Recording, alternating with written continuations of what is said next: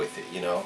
And so that's really the reason that I wanted to produce the American Beatbox Championships. I wanted the art form in the United States to inspire that younger kid to say, you know, I can be a professional beatboxer. You know what I mean? Just like a young kid could see somebody on the turntables and be like, yo, I want to be a DJ. Or somebody, you know, a kid sees KRS or Nas on the mic and say, yo, I'm going to be an MC. Or, you know, sees a fashion designer who used to be a graph artist and say, you know, I'm gonna bomb. You know what I mean? Or a break dancer and say, you know, I want to break.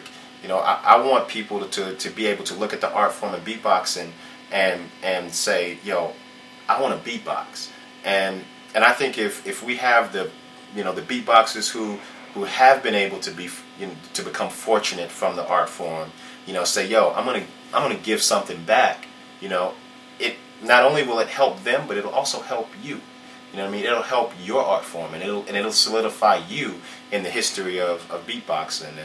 And so that's what really at this point drives me to do what I do. You know what I mean? Like, you know, I do a lot of different things. I'm a poet. You know, I do theater. I've acted off Broadway with The Sopranos. You know what I mean? Like, in terms of me as a performer, I've done a lot of work. You know, but I want to be able to do something for this art form, to carry it on, to leave a mark. And I think the best way for me to do that is to say, yo, that next kid that's going to be the sickest beatboxer, that next Dougie Fresh, that next Rozelle, that next Chesney Snow, that next Kenny Muhammad, I want to be a part in helping pave the way for that kid. And do you have anything else to add about who Chesney Snow is?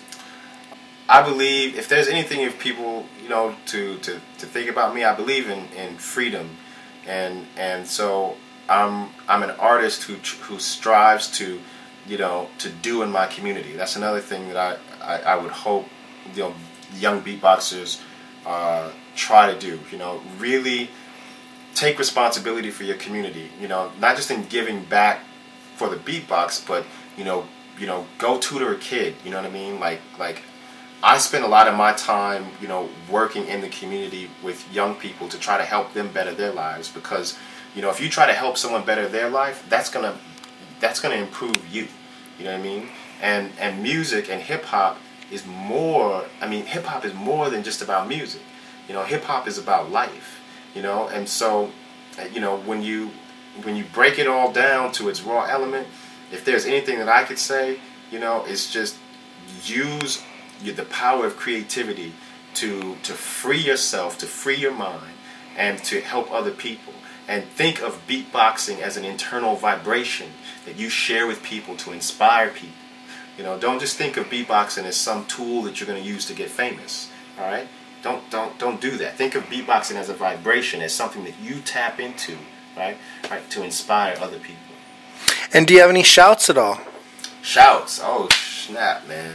All right. If I got shouts, it would be to Beat Kangs. It would be to my fam Beat Kangs. Obviously, my fam. You know, everyone. You know, that's on the grind with Eternia. My peeps Club Espo out in Philly, as well as Kushapalooza. Everybody down in Brooklyn. My peeps out at Project Safe. Let's see who else. Every contestant, everyone that's in the American Beatbox Championships, everybody that's registered for the Canadian Championships. I'm about to take it to the next level. That's all my fam, man. All right. Oh, one more. I got, yo, my peoples over at Boycott. Thank you. My people over at thesmalls.com. Nothing but love for y'all. I really, y'all have been blessing to me. And Brooklyn Bodega, Hip Hop DX, y'all hold it down, man. Thanks again, y'all. All right, fam.